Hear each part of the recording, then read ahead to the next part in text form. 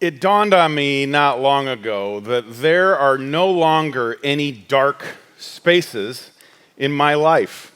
There are probably no dark spaces in yours. Whether you're outside or you're inside in one of the rooms of your house, it's probably never totally dark. And it's not even because you have the lights on, it's because you have this big bright thing with you all the time. It's always on. It's always chirping. It's always buzzing. It's always flashing. There's an infinite amount of things to learn and see and experience online. And the vast majority of us experience those things through our phone. It's on our person all of the time. You've probably done what I've done and been in a meeting or sitting having coffee with a friend, or sitting watching TV at home, and you feel your phone buzz only to realize that your phone is still out in the car. You're just so used to it, it's become an extension of who we are. And because it's always on, there's not a lot of dark, there's not a lot of quiet. It's just a normal part of our day. And what psychologists are finding is that it has become a problem for us. So much so that they now classify a mental illness with this label, internet addiction. That is a real thing that you can be diagnosed with, that you are addicted to the internet. And I'm not going to ask anybody to raise their hand that thinks they are, but a lot of us might struggle with something along those lines. In fact, a recent study showed that on average, a U.S. citizen, you and me, we touch our cell phone 2,600 times every day. Every single day. Whether we like it or not, we can't escape it. It has become a part of our life, and it's a part of our life for everybody in the world. I want to share a couple stats with you. If you love stats, you'll love this. If you don't, just wait 30 seconds. I'll go through them fast. 63% of the world now use the internet. And you go, that's not a lot. I mean, I thought it would be much higher than that. Remember, there are almost 8 billion people on the planet. So there are billions and billions and billions of people that go on the internet every single day, and for some of them, it's all day. I mean, a lot of us, we couldn't do our job if we didn't have the internet. Some of us have family in other parts of the country and other parts of the world that we could not be connected to if we didn't have the internet. For some of you that are watching online at home, you could not watch this moment without the internet. Hi at home, by the way, and everybody in East too. The internet is kind of important. It's become a utility in the same way that natural gas and electricity and all of those things that kind of allow us to have homes, the internet is now a part of it. We just can't really get away from it. And again, most of us consume the internet through our cell phone. So right now, there are 5.32 billion unique mobile phone users. That's not per family, that is individual. So like one of those 5.32 billion is not a family of 6 that counts as one cell phone. That is the number of people that are carrying around their own phone all day, every day. Some of us have notches in our fingers from holding it. Some of us have to go to the chiropractor because we're hunching forward all of the time. Some of us, definitely not me, have gotten in a little fender bender because we were looking at our phone while we were driving. Again, definitely not me. But it happens, right? Because it's just in front of us all the time. The internet used to be this special thing that you'd go to the computer lab in your school for. And now you have it in your pocket. Computers used to be a sign of, like, we might be upper middle class because we have a computer in our house. And now everybody has a cell phone. I remember being in the middle of Haiti, attending a church that, and here was how they built their church, sticks with a tarp, and the preacher was preaching. I mean, he was bringing it. And in the middle of his talk, his phone rang, and he answered it. Had a 2-minute conversation, hung up, and went right back to preaching. Like, didn't miss a beat. It's just everywhere. It's who we are. And one of the things that we use the internet on our phones for most is social media. Over 4.65 billion people use social media every single day. Some of you have already used it this morning. For a lot of us, the alarm goes off on our phone, which means we pick our phone up first thing. It's the first thing we touch in the morning, and the first thing we think to do is silence the alarm, check social media. As if nobody else slept all night and the coolest things ever happened, right? This is just part of our life. And if it's that big, if it's that prevalent, then I'm convinced we cannot separate it from the other parts of our life. Our digital and virtual life overlaps with our spiritual life. And spoiler alert, we are not going to have a phone smashing ceremony at the end of this service. That's not where this is going. But I do think we need to examine and think about that intersection between the digital life we live and the spiritual life that we're pursuing. And even if you're here today and you're not a Jesus follower, I'm so glad that you are here. And you may not make some decisions about how you want to live your digital life based on Jesus, but I hope there's still something helpful for you here today as you start to think about what am I bringing to the table, and does it matter? Because what I want to do for the next couple weeks, and with technology today, is tell you this: it does. Because it all matters. There's no one little corner of our life or one compartment of our life that we get to put a lid on and say that doesn't have any spiritual ramifications. We don't get to say that thing doesn't get affected or shouldn't get affected by our spiritual life. These things are interwoven because you are a whole single person. And all of those different components make you up, and they are going to bleed. And I want to make the argument that they should. We are doing less and less talking these days. If I call my children on the cell phone, they assume something is on fire or someone has died. In fact, I can call them, get their voicemail, which isn't even set up, and immediately text them and get a response. Why did you call me? Because I wanted to talk to you. Is everything okay? Yes. Normal people still use cell phones as phones. Like that's an acceptable use of that device. And here's why I'm saying that. Because there is a sentence from Paul, who wrote most of the New Testament, most of the second half of the Bible, especially this letter that we call Colossians. He wrote to a bunch of Christians in Colossae. And he talks about the words we use. And it's easy to read it and go, well, we don't talk anymore, so this doesn't apply to us. I think it definitely does, because the mechanism by which we communicate may have changed. But the core of what he's saying runs through it all. This is what he wrote. Whatever you do or say, do it as a representative of the Lord Jesus, giving thanks through him to God the Father. This word, whatever, I really wish was not there. Like if I could sit down with Paul, I would go, that's a little broad.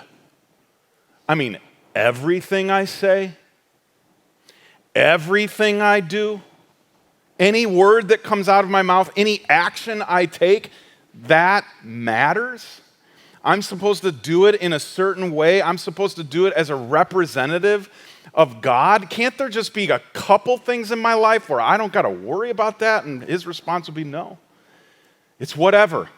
Meaning anything, anytime, anywhere, anyone. We're supposed to think before we speak. Think before we type. Think before we tap. Think before we post. Think before we like. Because whether we acknowledge it or not, those of us that call ourselves Jesus followers are doing all of those things as a representative of Jesus. So are we doing it well? The problem is most of us live with what I call a checklist Christianity. And I'm guilty of this too. I have a list of things that I have identified as good Christian things. And as long as I'm checking those boxes, I can go to sleep at night believing that I am a good Christian. You maybe have a similar list. It's things like I go to church semi-regularly. I might even give to that church and volunteer for that church. I don't cheat on my taxes. I smile here and there. And I don't say cuss words often. Right? Like, that's kind of what a lot of us have said is Christianity. And for a lot of you, if this is your first time back at church, it's those sorts of things that made you go, I don't really want to do that. I'm kind of not interested in that. That just seems too generic. It seems almost too easy. And so Paul he raises the stakes and he says, "What? No, it's whatever. There's not some things that are on the list and some things that are off," which is what I want to talk about next. There are things that I call the Molden rules, meaning they're molding or have expired. We need to get rid of them. They're not the golden rule. There's only one of those. These are things that we kind of do subconsciously without realizing it, things we say to ourselves, and we need to stop because, one, it's not helping us, and two, it's certainly not helping anybody on the outside looking at Christians thinking they might want to become one and start following Jesus. Here's a couple examples. Most of us think if it's not on the list, it doesn't exist. So if I have not identified it as a good Christian thing, then I don't need to worry about it. It doesn't actually matter. And this really comes into play when we think about truth as relative. So, like, it might hurt your feelings, but here's the thing. I have not identified this as a moral or immoral thing, so you don't get to have your feelings hurt. That's kind of the logic. If it's not on the list, it doesn't matter to me. I'm not beholden to it. I don't have to worry about it. And some of us forgot an awful lot of things that should be on the list. Things that Jesus said, things that Paul said, things that are more difficult than just showing up at a certain time and checking a certain box. The second rule goes like this. If it balances out, that's what it's about. So if I do 5 really awful things in my week, but I do 6 really good things, then the 5 awful things don't count. We're in the positive, right? We've got a good checkbook going here. We honestly think that we can just kind of erase or wash out some of the things that we're doing that are not just not Christian, they're borderline anti-Christian. They're anti-like Jesus. And we just want to make up for it. So, like, we lied at work, but we helped 3 ladies across the street. So, good Christian, right? Because I balanced it out. The last is my favorite one. Person and place determines the case. This is how this usually plays out in my home. My kids will say something inappropriate that makes me laugh, to be honest with you. But then I say, don't say that around your grandparents. Right? Because they're going to be bothered by it. I'm not, but they are. So it's bad if you're with them. It's not bad if you're with me. We have friends like this, right? We do certain things with certain friends because it's acceptable in that circle. And then when we get with another circle of friends, not only do we not do those things, but we talk about those things as bad things. And we wonder why everybody's confused. Because person and place determines the case. It's why people, when they're standing in this building and we're talking and they're telling me their story and they drop a cuss word in and they're like, oh my gosh, I'm so sorry, I know we're in church.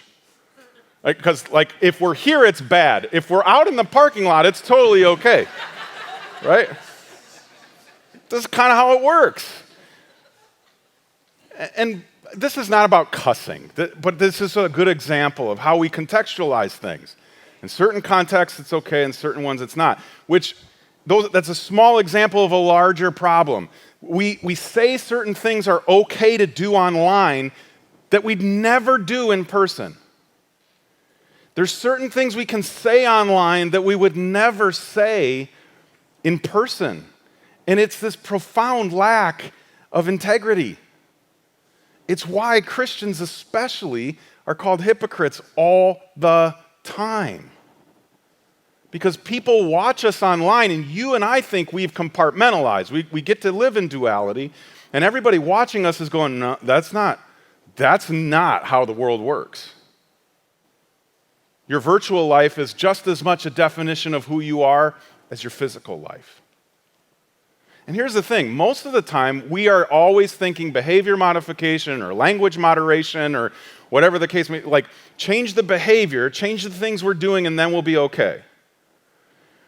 But Jesus regularly went deeper than that.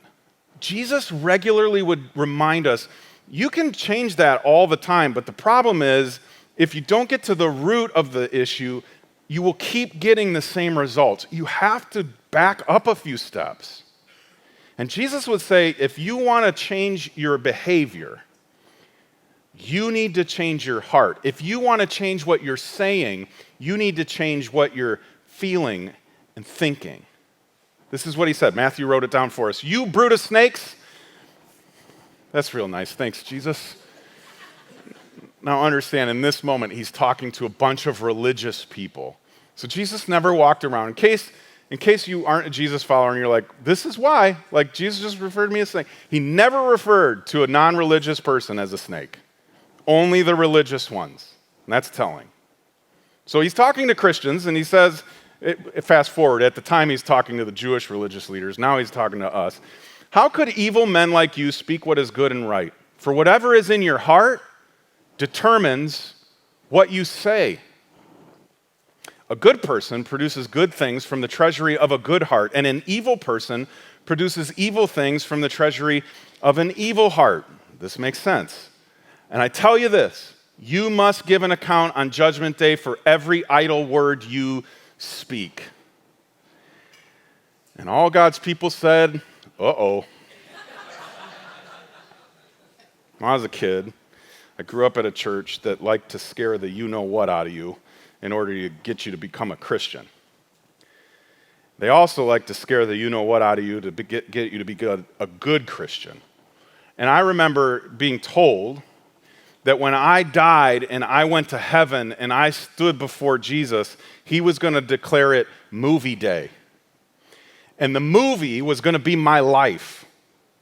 Every good thing I did and every bad thing I did for everybody in heaven to see. And I didn't like that because I knew that my grandma would be there.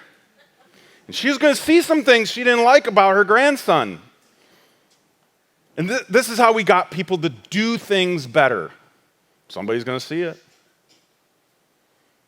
But Jesus says it's not just about your actions, it's about your words. And he says your idle words, meaning the words you don't think are important, the words you think don't matter, that you could just toss out, that you were just joking, they matter. You go, well, again, here's the good news. We don't talk anymore. But we do online. This is what he says in conclusion.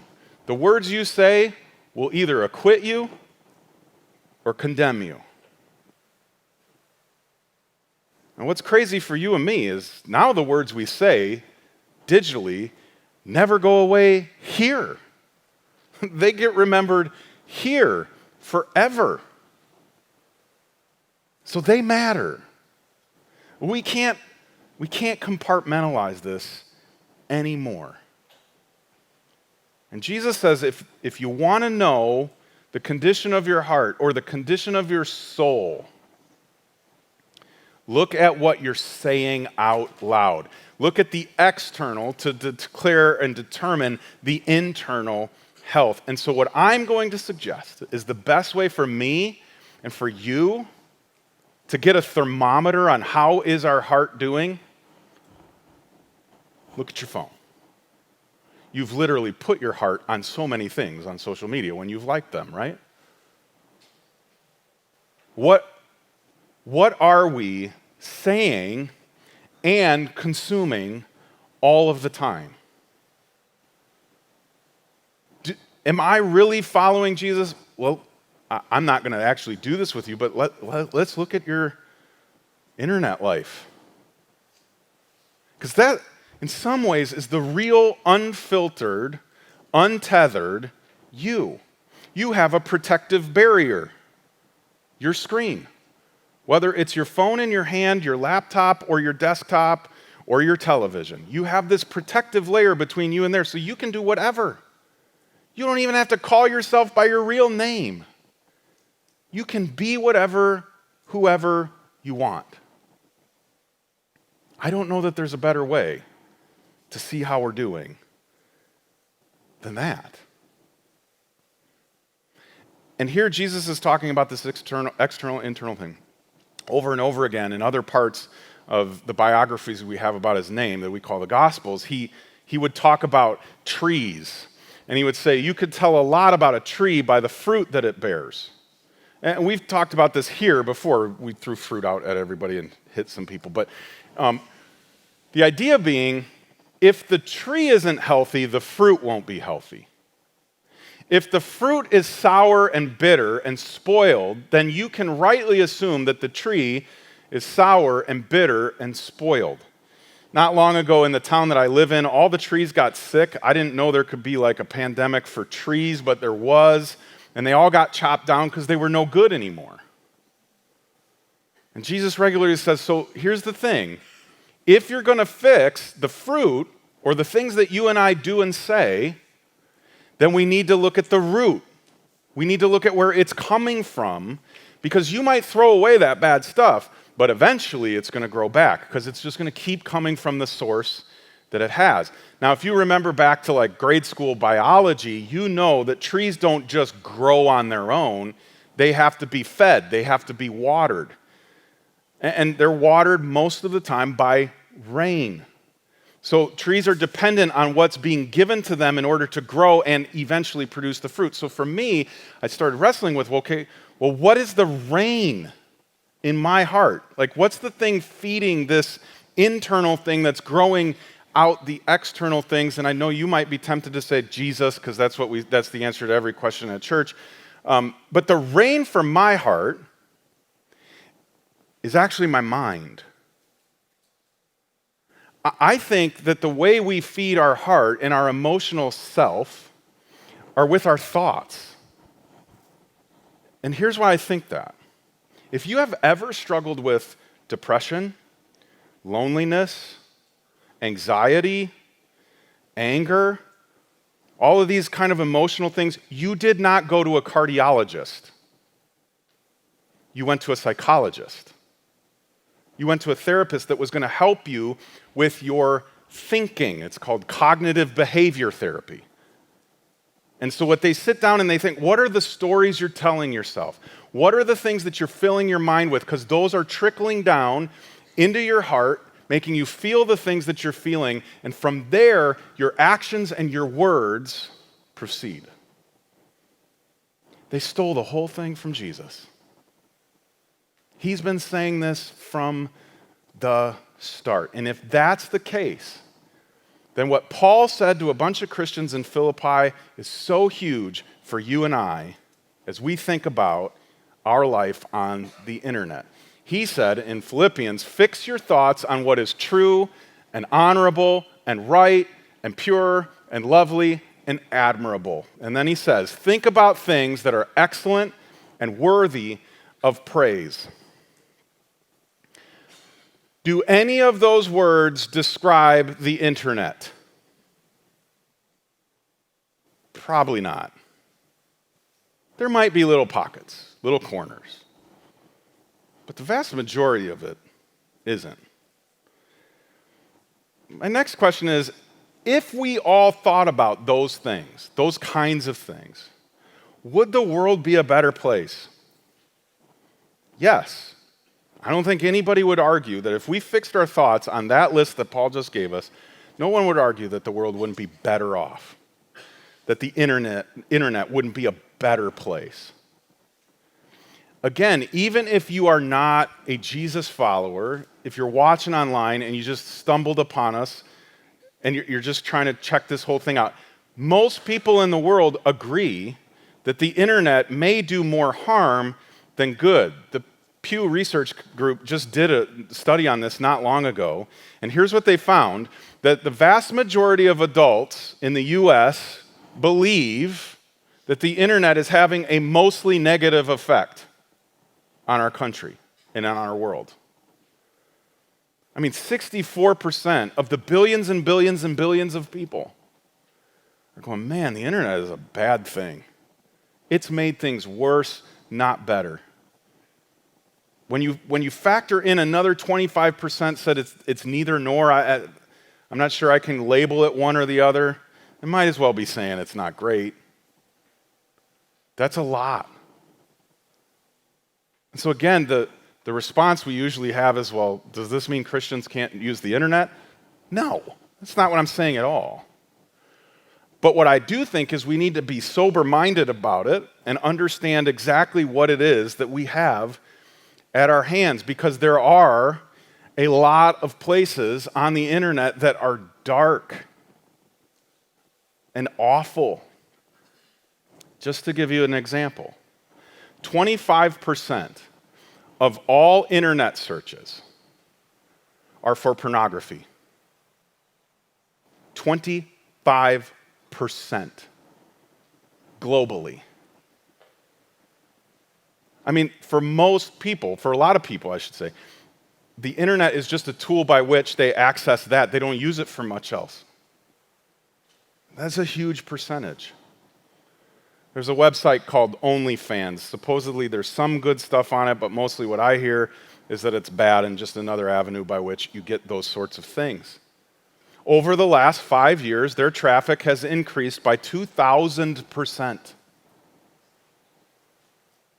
I mean, what are we using this thing for? On the lighter side, I've shared this with you before, I'm not ashamed, that I love TikTok. I love it. And I use it for entertainment, to make me laugh. I don't go on there to look at politics or any of this other stuff. But what I know is that it's not real difficult to hit a side road that takes you into a deep, dark hole on TikTok. And there are 1 billion with a B people on TikTok. And so we may not want it in our search history, but we can find it real easy on the social medias. And so what we do often is we hear those kinds of things and we start thinking along these lines and we go, okay, we got to label it. The internet is evil. And what do we do with evil things? We run. Get away from it. Get behind me, Satan, right? That's what I say to donuts all the time. Get behind me, Satan, and we run the other way. And that has been the response of Christians for so many things, for so many generations. And we wonder why nothing ever gets better. Because we just keep going and running and hiding. And I'm telling you, that's the wrong response. I'm not saying we shouldn't say something is evil. There are some downright, plain evil things. But running and burying our head in the sand is not the answer. It's certainly not what Jesus would have done. Here's how I'll explain this. Evil is a lot like the number 0, which if you're a mathematician, you know I just misspoke, because 0 is not a number. 0 is the absence of numbers. The reason you can't divide any number by 0 is because 0 is not a number. You can't divide a number by nothing. You don't believe me? Try it on your calculator on your phone. You'll get an error. It can't be done. And you know this works this way because if you go to the movie theater this afternoon and you hand them your debit card, if there is 0 in your bank account, you aren't seeing the movie. The person on the other side of that counter is not going to go, good news, we're accepting zeros today. Like, you have nothing. 0's not a number. It's the absence of numbers. Just like dark is the absence of light. We have not introduced anything new to this room. We've simply removed things from it. We took the light out of the room, and that's what made it dark. And for me, sometimes we need to start thinking of evil as the same. It's the absence of good. And this becomes so important because with just a little light, we can radically change this room. When the lights first went off, you couldn't see much. And then with the little bit of light we still have on and the exit signs, your eyes adjusted. And if we sat in here long enough, it would no longer feel dark to you because there's just a little light. So for me, the answer is not run from, it's run to. Because this is what Jesus said. He wrote it, Matthew wrote it down for us. It's from his most famous talk. You are the light of the world. You're like a city on a hilltop that cannot be hidden. No one lights a lamp and then puts it under a basket. Instead, a lamp is placed on a stand where it gives light to everyone in the house. We love to complain about how messed up and broken and ugly and evil the world is. And we all want to go sit in our house and be afraid. Jesus' light does not run from anything. It runs to everything. I mean, that's Jesus in a nutshell. He ran to you and me and turns around and says, now you run to the darkness because you are the light. And when you are introduced into that context, it's no longer dark. It's certainly not as dark as it used to be. And when you run to the dark, it's not to condemn it, because John said Jesus didn't come to condemn the world. What did he come to do? He came to save it. So bringing light into a dark place, including the internet, is not to condemn the darkness. It's to clear it out. That this is what it means to follow Jesus. His footsteps lead to the dark corners where he brings light.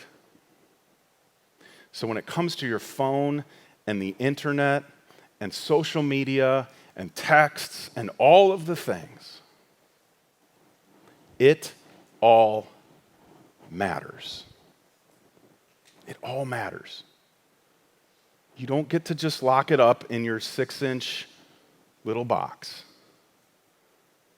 That place matters too. And the darkness keeps winning the more the light runs. So, I want to give you a couple thoughts on how to engage with it. Some questions that you can ask yourself before you say or do anything. Because that's what Paul said, right? So, a couple questions real quick. 1, am I understanding? Meaning, is it possible that I don't have the whole story of what's getting posted? Because most of us get into trouble when we're replying and responding to things that have been posted, not things we're actually saying initially. Am I rightly understanding what they're trying to say and what they're trying to communicate? This happens a lot with authors. Nobody reads their book except the preface, and then everybody goes online and bashes the book. And then people comment on the review that was actually a review of a review and a review. And nobody actually, we don't fully understand what the author was trying to say because nobody actually read the book. This is the beauty of the internet, I suppose. Nobody's got to actually do anything. We can just comment on everything. Do I really understand what they're saying? Am I emotional? Friends, if the answer is yes, or maybe, turn the phone off. Just turn it off and take a few deep breaths. Wait. Because too many of us, we read something and we get angry and we fire off a response. We didn't think, we didn't pray, we certainly didn't wonder, is this anything like Jesus would respond? Third question, am I accurate? Have I done my homework? Have I thought about this? Have I read about this? Have I looked into this? And sometimes accurate is, should I be airing this with this person on the World Wide Web? Or should I get more accurate and sit with them one-on-one? And lastly, am I being helpful? Is this light in the dark, or is this just more dark? Is this loving? Is this joyful? Is this kind? Is this patient? Is this good? Is this gentle? Is this faithful? Is this self-controlled? Is this who I want to be? Or is it something else? Because remember what Paul said, whatever you do or say, do as a representative of Jesus. Whatever you do. And the beauty of living in the 21st century is that we have been given what I consider to be a borderline miraculous tool that we can do and say a lot of things with. And tools are all about application, how we use it. There's a good way to use a hammer, and there's a bad way. There's a good way to use a pipe wrench, and there's a bad way. And when we use things towards good, that thing becomes good. So my suggestion is instead of running from, or smashing, or throwing away, we start to use this as a tool. And to help us get started, we're going to do something kind of cool together. If you could pull out your phone, I'd appreciate it. And I'm guessing everybody in here has one. Pull out your phone. It's okay to use it in church. We welcome it. Somewhere on your phone, you can push a button and get this. This little light. You can go ahead and turn it on. It's totally fine. And I'm going to ask my friend Jada to come out. And she is going to lead us in a song. I was going to sing it, but that would ruin the whole thing. So Jada's going to come out, and she's going to lead us in a song that I grew up singing as a child. And when I would sing it, I always thought of it as like a candle. But we all have a little light. And so what I'm going to ask you to do is hold your little light up. And we're going to use this song as a commitment to use this as a tool to bring the good that we've been given into the world. And then when we're done singing, I'll come back and close us in prayer.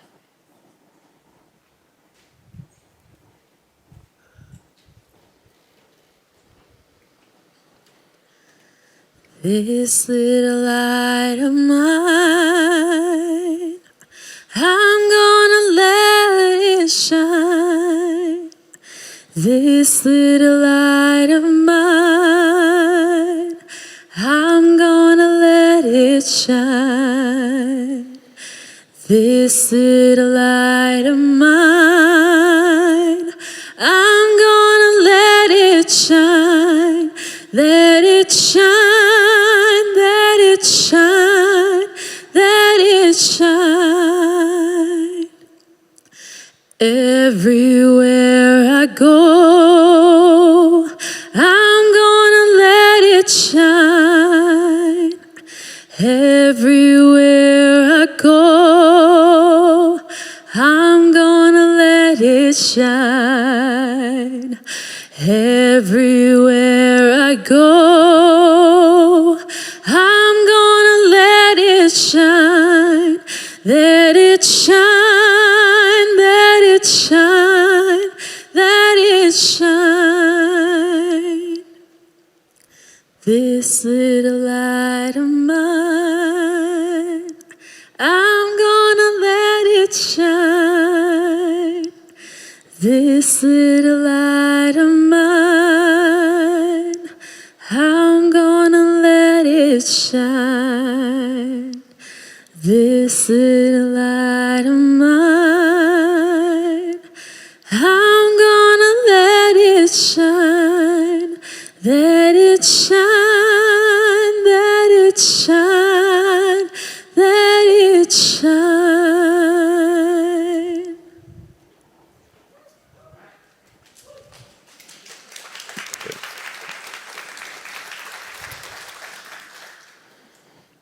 Keep that on.